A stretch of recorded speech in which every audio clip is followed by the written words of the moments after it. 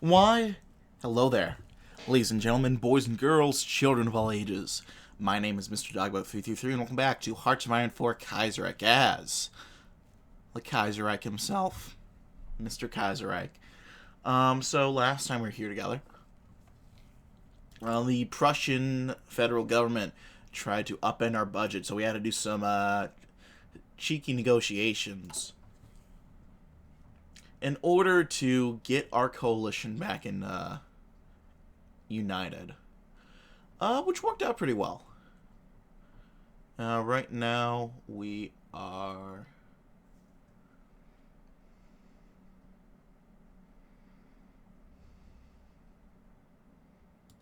let me go ahead.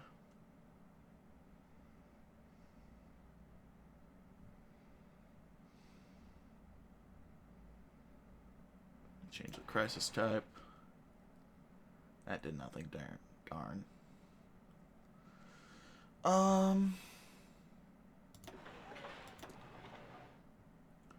I think I can do much anything or other. There we go.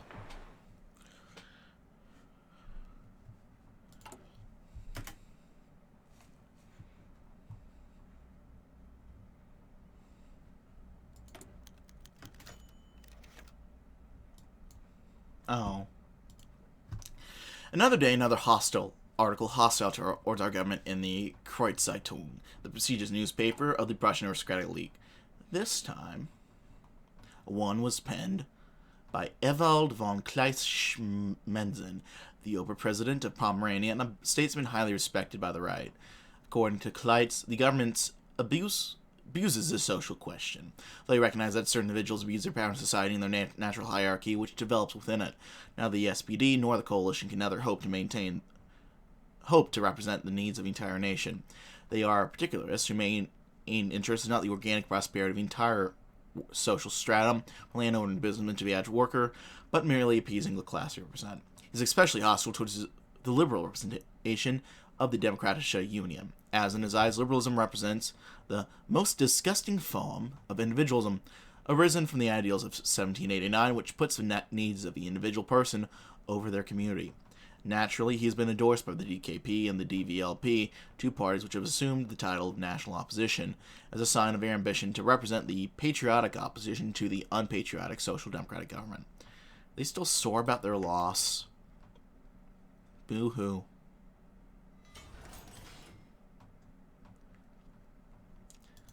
So I'm going to play Despacito for him on the world's smallest Alexa. Let's restore the Democratic Union.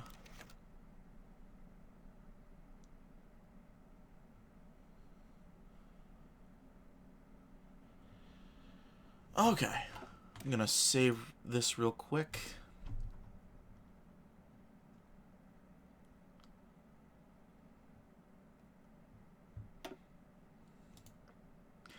Representatives from the LVP, such as Hugo Preuss, Erich Koch, and Otto Gessler, have been invited to the Interfaction Committee to negotiate on terms of their inclusion into the coalition, thus a restoration of a democratic union which had been fostered by the SPD and LVP leadership during the 36 electoral campaign.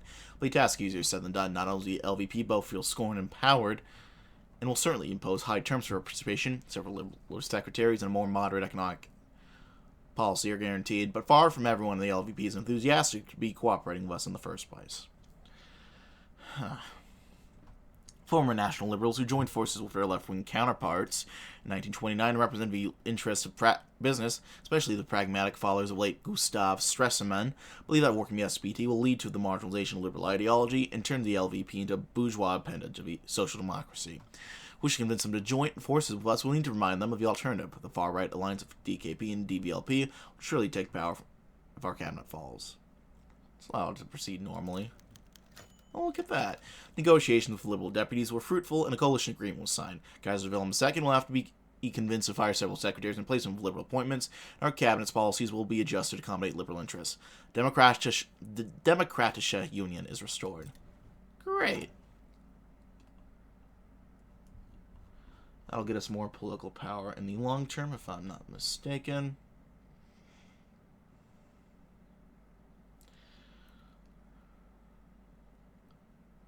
Let's go ahead and do some housing expansion in Brandenburg, make it a major industrial center. There we are.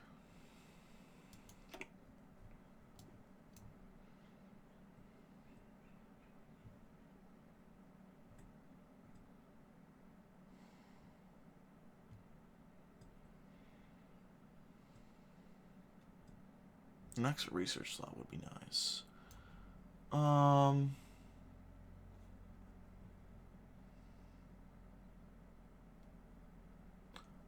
Oh, that's interesting. So we can do a couple of these at a time. Oh, that is very interesting. Okay. Okay. Huh.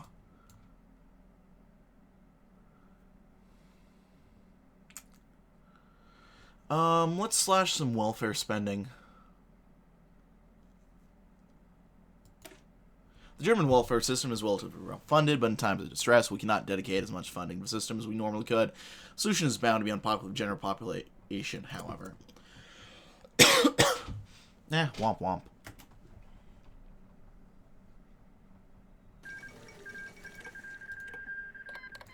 Macedonia has capitulated.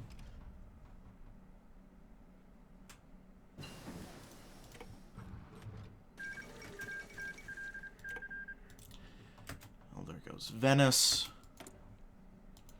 Feels bad. Let's get some computing machines going. Oh. There go the Yanks. Meanwhile, see if we can take a vacation to... Not quite time to vacation to Barcelona.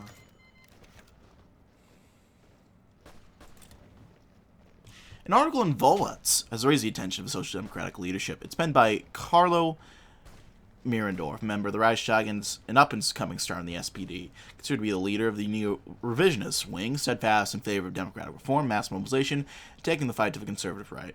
More suspicious of the intentions of a so-called national opposition than the passive party leadership, he warns that incidents such as discontent among the civil service and the Prussian budgetary crisis are not isolated, but in fact make up a greater whole.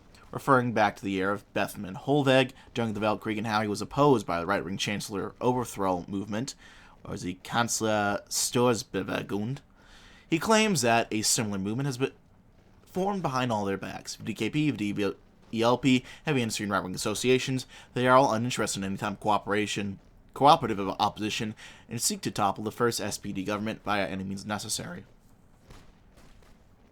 Mirandorf finishes his article by demanding a more proactive attitude by the SPD. They should not assume that the battle for democratic society was won when Schleicher was stopped. No. The fight is merely beginning, and they must prepare for it. Interesting. But is this really the case? Okay, so what do we have here?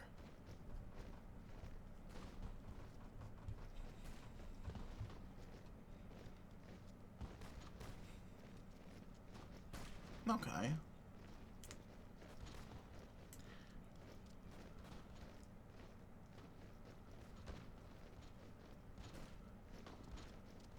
Let's go ahead and invite liberals and Catholics first.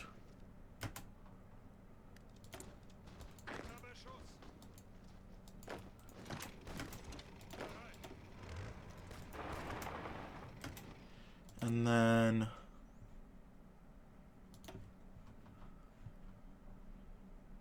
let's build some naval dockyards, actually.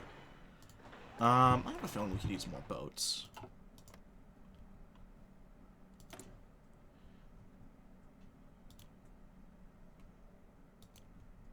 Let's get more tanks cranking out.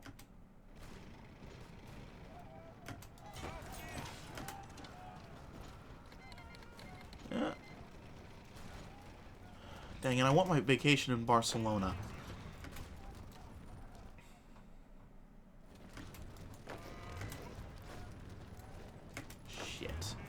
Okay.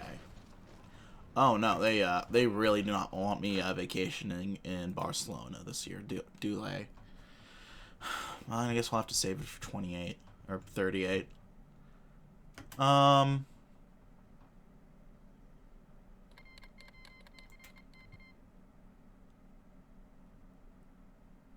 is certainly interesting.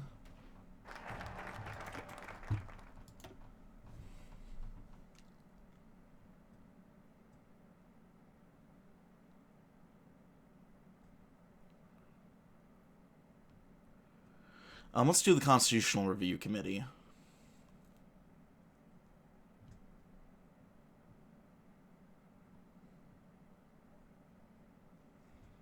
Yeah, we will not be content with simply being handed the reins of government. We must leave our mark on history by pursuing constitutional reform, even more grand than what was achieved in 1920, and finally transform the empire into a parliamentary monarchy. A committee of members of the Reichstag and legal experts will be tasked with drafting reforms to the Constitution.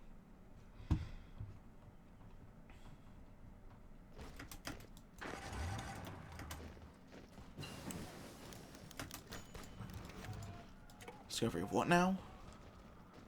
Ever since the excavation of the Chernyakov site near Kiev in 1901, the Chernyakov culture has been established to refer to the inhabitants of modern Ukraine and Romania during the late Roman period. It's been a great interest to European prehistorians. The Russians see it as a possible precursor for Slavs. Others consider it Sarmatian. After 1918, German researchers could freely access numerous archaeological sites in Ukraine, and with enough findings systemized the prehistoric Paul. Reinicke has come forward with a convincing hypothesis. The Chernyakov culture corresponds to the legendary Gothic kingdom of Oyam. Numerous findings from analog ceramics to building constructions indicate that Chernyakov culture has been at least influenced by Germanic peoples to the north, fitting well into history written by medieval Gothic historians Jordanus, who claims that after leaving Golfiskanza, the Goths settled in fertile land in the south and created their own kingdom, ruled by Philimir. Reinicke himself has been modest in his claims, but other, more patriotic German historians have taken his theories further, claiming there's little archaeological proof of later migrations into the region. Some claim that the Gothic population of Ukraine persisted on a large scale for a longer period than initially suggested. After all, we know that the remnants of this Germanic population survived in Crimea over 1,000 years after the reign of King Philimir. This would, in turn, imply that the modern-day Ukrainians are not originally Slavic, and thus the triune Russian nation ideal promoted by Russian imperialists is a myth. Rather, they are assimilated Germans and should naturally stay with their origin country rather than return to the Russian colonial fort. Incredible find. Truly, two brother nations separated by time.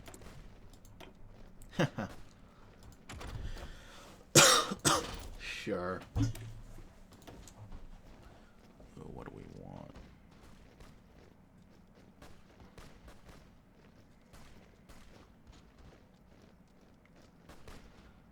Let's do Mauser.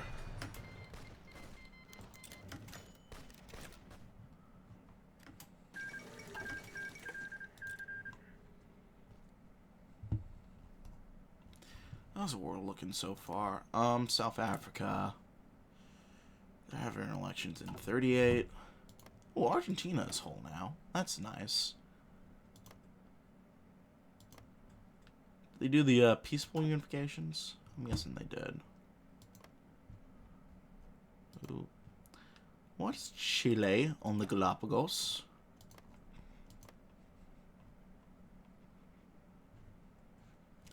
Seems very peculiar.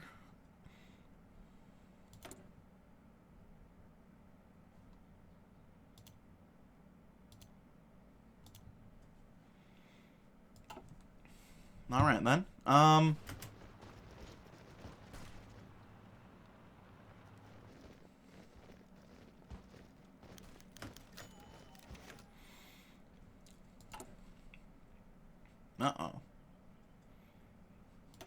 Surprising and concerning news have reached us from the ideological right. The so-called national opposition of DVLP and DKP announced their intention to hold a gathering of all right-wing politicians in the empire in one summit where they will agree on cooperation and a common set of goals, which will certainly include trying to topple our government and put an end to the Marxist experiment in Germany. Otto Schmidt, one of the DVLP's leading figures and chairman of their parliamentary group, was apparently the instigator of this project, but was endorsed by both the DKP's Kuno von Westarp and DVLP's Ulrich von Hassel. Brunswick was chosen as a symbolic site of victory against the failed revolution of 36, and also because it was currently run by a right-wing emergency government, which will allow the attendees to arrive without restriction. They also believe that the National Opposition Front wherever it is held, will be attended by representatives of the right-wing associations such as the Pan-German League, Landbund, and Navy League, as well as the minor right-wing parties, the National Liberals, German Socialists, and the Volkisch Party, possibly the Gulfs as well. Individual right-wing politicians are also intend to attend. Such a collection of enemies cannot mean anything good. We need to watch this closely.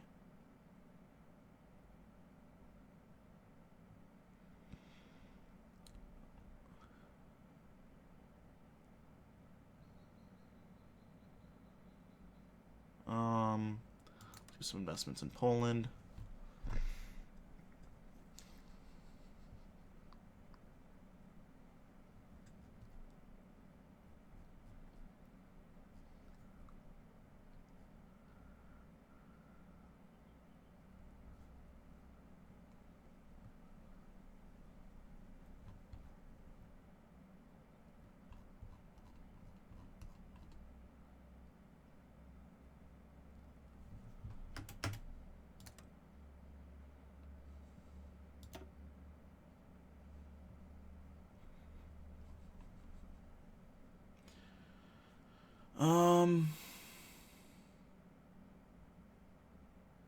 Let's do peat extraction in the northern moorlands. North Germany is home to numerous bogs, marshes, and moors, which have been a headache to the local inhabitants for centuries. They have since been colonized and inhabited, however, and through this colonization, we've learned about their economic potential. One is a great source of peat, a low-quality substitute for coal or wood, which can be dug from the ground and used as supplementary fuel by local industries and private homes. The imperial government shall establish a peat mining company in Mecklenburg, partially owned by the state and partially by the Grand Duchy of Mecklenburg-Schwerin, and recruit hundreds of unemployed to extract peat across the region. Let's do it.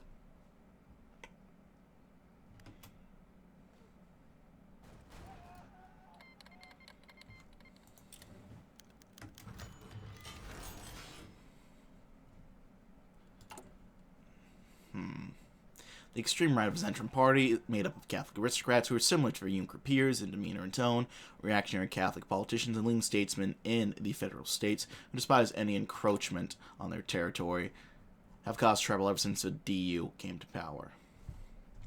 They protest the government's reforms and question the necessity of constitutional reforms envisioned by the rest of the coalition. If they could, they would certainly form a coalition of DKP, yet, until today, them cooperating with the national opposition seemed unlikely. Today, like a thunder in a bright summer's day, the news arrived that Franz von Papen, former Interior Minister of Prussia and a leading member of the Prussia Zentrum delegation, has announced he will attend the summit of the right in Brunswick. Well-connected, an aristocrat himself, almost a more personal version of the reactionary Junkers, who helped topple Reich Chancellor Bethmann back in 1917, such as Oldenburg Januschau. Papen intends to speak in favor of the agrarian interests in the Brunswick summit. It's likely, however, that he will also start to encourage the Zentrum right against the government behind the scenes, and if he succeeds, he could even cause Zentrum to consider departure from the coalition to avoid a party split. Lead Zentrum to chain him to his estate. Ooh. What is front org?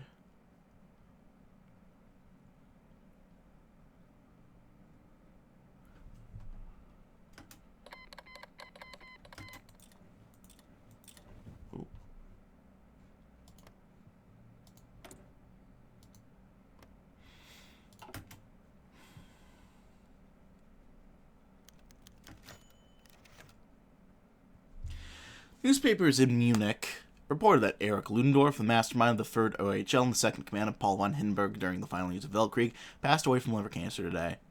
While Hindenburg, who died 3 years ago, is almost universally revered as a master tactician and savior of Germany's darkest hours to this day, Ludendorff's legacy is far more controversial. His military ability is unquestioned, yet he is seen as the puppet master of the authoritarian military regime that took control of Germany by the end of Weltkrieg. In 1920, trying to stop the parliamentarization process, he attempted to threaten Wilhelm II one last time, yet as his services were no longer necessary, and his superior Hindenburg made a deal with parliamentary reformists to keep the power of the army in touch, Ludendorff was forced to resign in disgrace. Since then, he remained a looming shadow over the German far right, yet even those who revered him began having second thoughts once he got involved with the neo-pagan, folkist fringes under the influence of his wife, Matilda. His eccentric conspiracy theories and dabbling in esotericism ultimately led to him being ignored by far-right politicians who wished to present themselves as respectable. Regardless, he will be given a state funeral, which will be attended by surviving members of his entourage as well as the royal family. Is it bad to hope that his death was painful? Maybe a little bit, but it's okay to be a little shitty sometimes.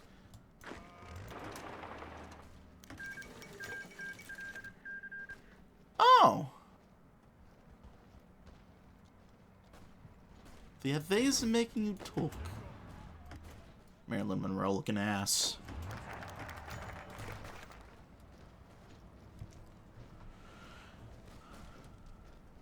Interesting. Okay. After initial discussions on the direction of the government and vision in constitutional reforms, a committee of law experts and members of the Reichstag has been established with the task of drafting constitutional amendments for a thorough reform of the Bismarckian Constitution. The SPD has campaigned on constitutional reform for years, claiming that the March reforms were incomplete and more work was needed to be done in order to establish a truly parliamentarian monarchy. Anxiety over the fragility of our democratic government has played a role as well.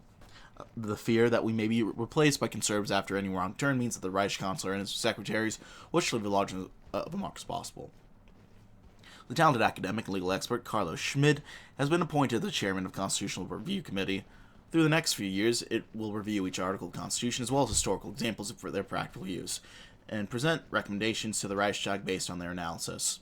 Of course, we'll also try to figure out how best to implement progressive reforms such as women's suffrage, proportional representation, and greater federal power over states. Finally, the empire will become truly democratic.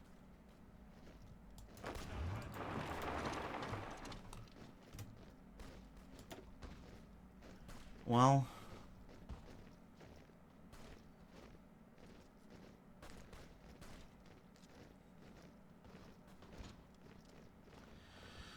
okay.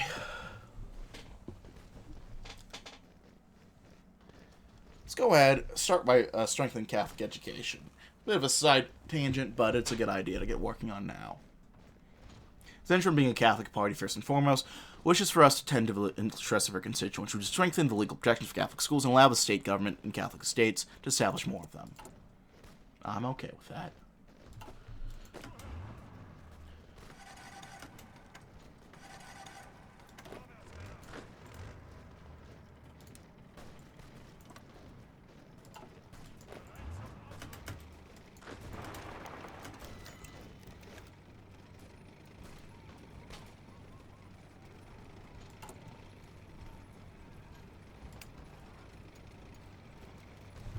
A grand total of 4,000 people, most of them ordinary DVLP and DKP members, have attended the conference in Brunswick today, an event which took almost the entire day. The conference was opened by a sermon from conservative Protestant priest Bruno Doring, which was then followed by a march of attendees, an intimidating event led by Ulrich von Haschel, Otto Schmidt, Kuno von Westarp, and Alfred Hugenberg.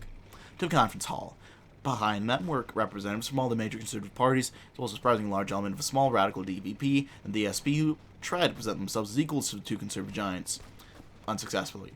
Julius Streicher of the DSP was not allowed to even come near the front row. In the conference, the numerous speakers denounced the social democratic government and the impending Bolshevization and syndicalization of Germany. Hermann Mueller was compared to Alexander Kerensky, supposedly a doomed socialist head of government who will be overthrown by radical socialist elements unless the national opposition stops him. All the patriotically minded Germans had to choose whether they support the Russian and French way or the German way. Yet there's also some disappointment among the attendees. Representation of the heavy industry was very limited, as even nationalist sympathetic industrials such as Thyssen did not attend, worried about repercussions to their enterprises. Tensions within the conference also noticeable. An attempt to organize a joint lunch ultimately failed. The conference was ended with a joint declaration of action. The Brunswick Front will organize speeches and rally more and more patriotic German elements until the Kaiser finally takes note and removes the despised social democratic government last. Alright, so we're fighting this now.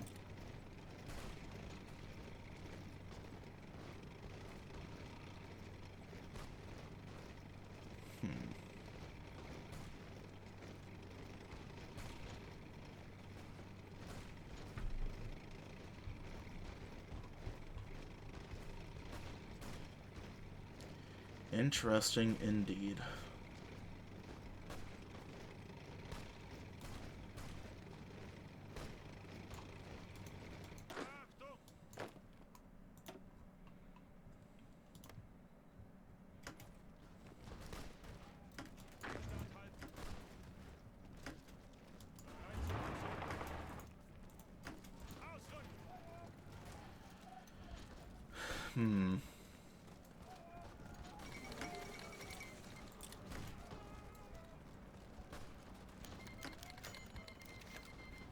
let's do industrial projects.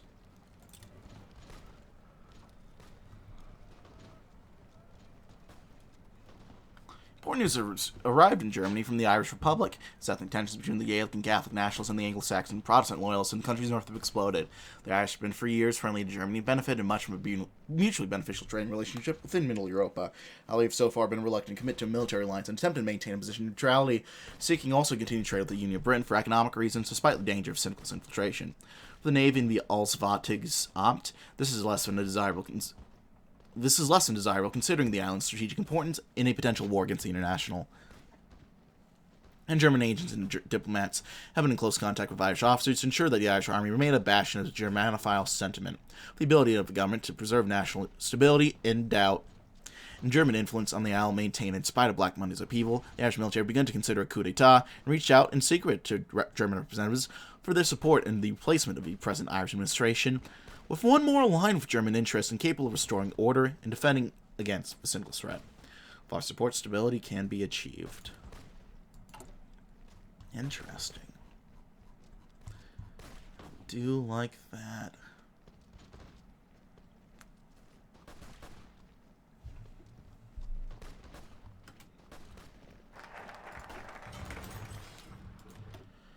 All right.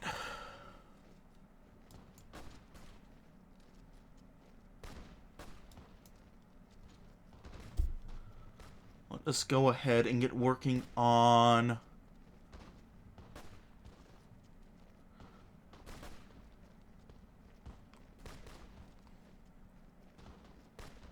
the full parliamentarization of the cabinet. Though we may all differ in our vision of the future, there's one thing we can all agree on.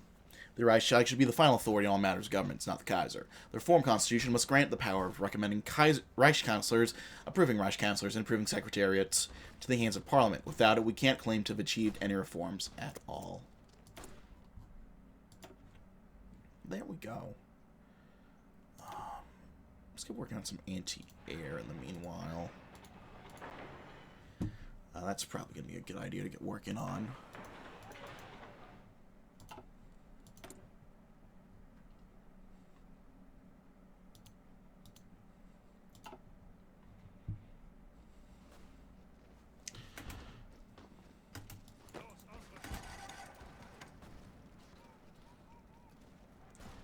The gunfire is slowly being whittled away. I'd probably give the edge maybe to the Union State? I can't quite tell.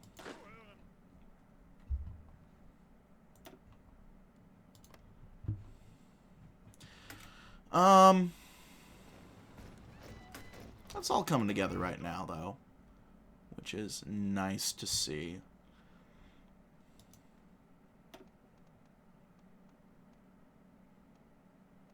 Let's give you... Oh, we can't give you anything because we don't have enough command power. Alright, we'll have to deal with that soon enough. But we won't deal with that yet. In fact, we're going to go ahead and end the video here, my friends. Thanks always for watching. If you like this video, if not, feel free to dislike. If you have any comments, feedback, you leave in the comment section below. I read all the comments I get, and I do appreciate any feedback you might have for me. Check out my various links in the description box below. Leave any comments, feedback down in the comment section below. I read all of them get. I appreciate any feedback you might have for me. Check out my various links. And yeah, that's going to be it for now, my friends. I thank you all for watching. My name has been Mr. Dogboat333, and I will see you all in the next video. Bye-bye now.